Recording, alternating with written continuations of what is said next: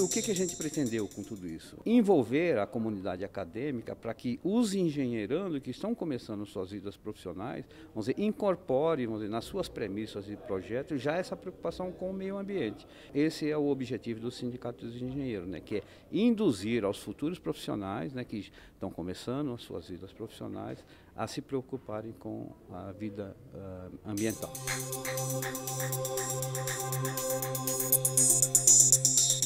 Eu começo exatamente, né, a apresentação com a Declaração de Dublin, que ocorreu exatamente na Irlanda, né, em 1992. Então, o principal aspecto discutido, né, logicamente, é a questão dos recursos hídricos e a situação crítica, né, que nós temos dentro do planeta. A água é uma necessidade para o consumo humano, né?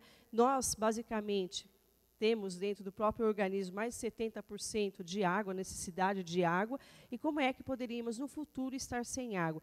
E a água, logicamente, para nós, tem valor econômico em todos os seus usos competitivos e deve-se promover sua conservação e proteção.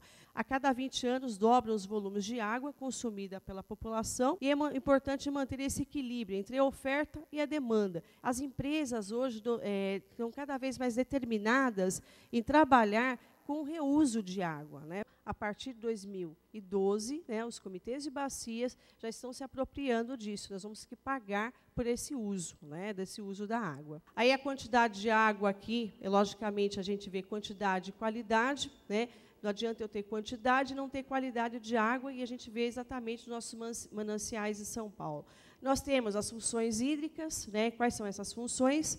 Elas estão ligadas à questão da gestão, da oferta, do uso consultivo, não consultivo e a preservação. Se eu não tiver um planejamento dentro da área de gestão de recursos hídricos, logicamente que a gente vai ter perdas, né, exatamente dentro do próprio sistema. E o que é o gerenciamento para a gente, né? Nós temos uma política, né, uma política nacional de recursos hídricos, né? Nós temos uma política do Estado que ela antevém exatamente a política nacional, né? E a articulação aqui a gente propôs exatamente com os diversos agentes sociais e econômicos para discutir exatamente, né? Então, como é que a gente discute isso? É, logicamente, dentro dos comitês de bacias hidrográficas, logicamente, o comitê do Alto Tietê dividido dos subcomitês, e é ali que a gente discute. Em 1934, né, eu tenho o Código de Águas, né, que foi criado. Esse código, exatamente, ele veio por uma necessidade de regulamentar os usos dessa água que nós tínhamos no passado. E até 1990, nós vimos que a prioridade do uso era exatamente para a energia elétrica. E nós temos, né, na cronologia, a Política Nacional, né, de Recursos Hídricos, 97, a 9433, né, e que dita exatamente, né, cria-se a forma, os instrumentos para que a gente possa ter o gerenciamento e a forma da gestão atuante hoje. E a criação também, em 99, da Agência Nacional de Águas. A implantação dos comitês de bacias hidrográficas no Brasil, né, ele surge exatamente entre 1991, e esse marco vem cada vez mais para 2009, 2010, enfim, que nós estamos hoje participando, né, do modelo sistêmico de integração participativa. Por mais que a gente destaque, né, que o nosso modelo está dentro da integração participativa, né, de discussão, muitos ainda que participam de comitês de bacia parece que se situam ainda no modelo burocrático e no modelo econômico-financeiro. Então, o modelo burocrático, ele trabalha de que forma? De bases legais ainda, em decretos, normas, né, portarias, resoluções. E esse modelo é o que nós migramos, né, que é o modelo participativo, como é o modelo da França hoje. A França também ela começou no modelo burocrático, como a Alemanha também, e migraram exatamente para o modelo sistêmico de integração participativa. Então, no passado, como é a questão do mercado para a gente? Olha aqui, água como um bem público, né? No presente, água como um bem e com valor econômico, né? No passado, seus serviços a serem desenvolvidos e operados por agentes de governo. No presente, hoje, governos devem criar estruturas e mecanismos que possibilitem às pessoas e aos mercados o uso eficiente da água. No passado, usuários pagam o preço dos serviços de água. E, no presente, usuários pagam o preço que representa a verdadeira escassez de água. A gente precisa de estruturas legais e institucionais para gerir esses recursos hídricos. E, cada vez mais, o ambiente, né, a questão de geografia, enfim, precisa de um gerenciamento e cada vez mais a gente fala da questão da idoneidade dos próprios usuários dentro da bacia. O mercado de águas, ele é um mercado que vai crescer no Brasil e a gente espera que isso venha com a transposição do Rio São Francisco, porque aí quem vai deter água e como é que vai ser esse mercado adiante. E aí é uma problemática também a questão de energia, porque a gente tem as hidrelétricas Paulo Afonso, enfim, dentro da própria transposição, e a gente também não sabe como isso vai ficar, qual é a quantidade de água que vai ser transporta, né, enfim, e a gente não reconhece ainda, e fora os impactos ambientais.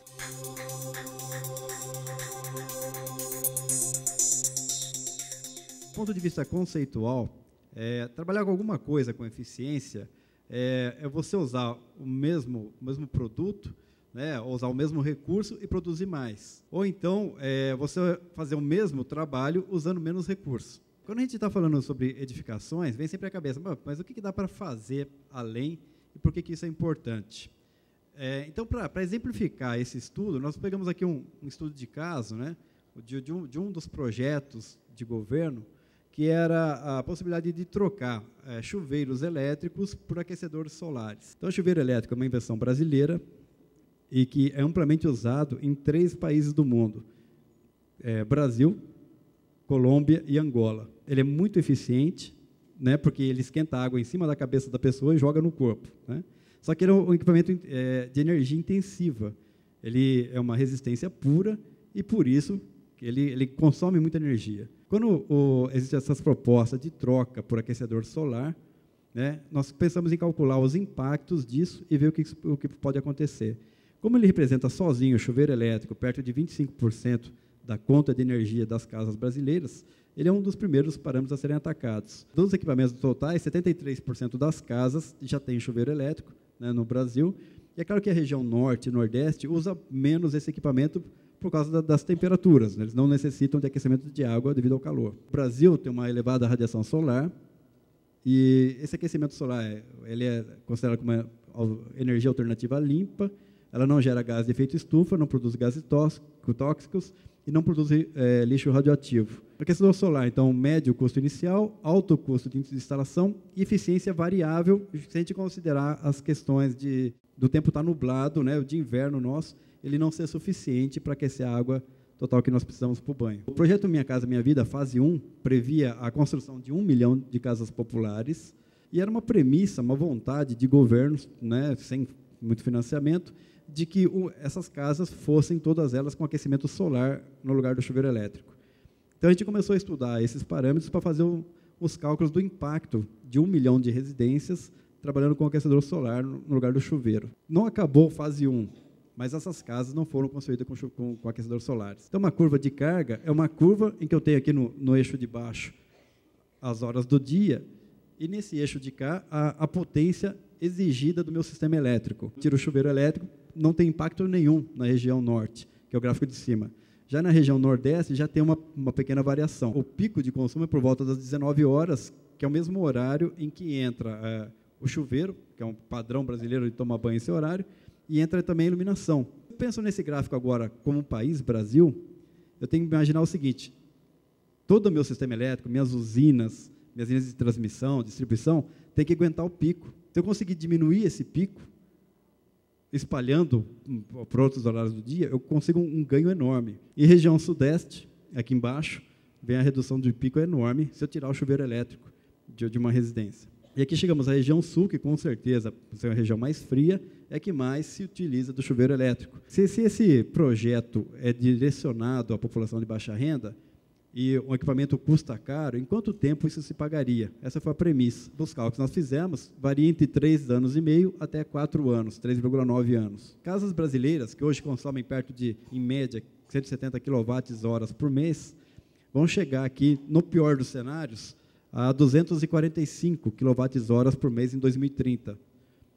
Então, significa o seguinte: nosso consumo vai subir, e se eu tenho que pensar nesses chuveiros já agora, né, como uma maneira de economia para o futuro. Os usos de aquecedor solar têm ganhos significativos, né, vantagens econômicas, socioambientais, um melhor aproveitamento da hidroeletricidade, redução de recursos para investimento em geração, de transmissão e distribuição, uma economia anual de 442 gigawatts-horas, né, esse deslocamento do pico de consumo, que é uma coisa muito importante para o país.